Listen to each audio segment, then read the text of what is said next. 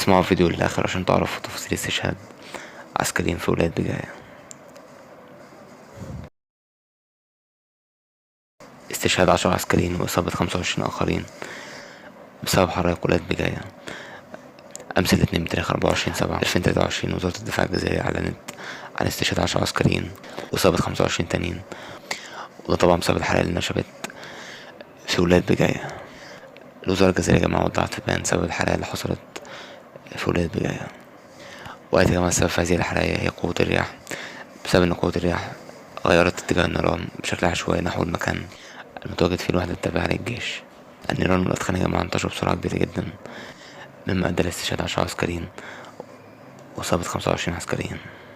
بس كده يا جماعة وكده نكون وصلنا لنهاية فيديو النهاردة عن استشهاد 10 عسكريين وإصابة 25 آخرين بسبب حرائق ولاية بجاية. متنسوش لايك واشتراك في القناة، والسلام عليكم ورحمة الله وبركاته.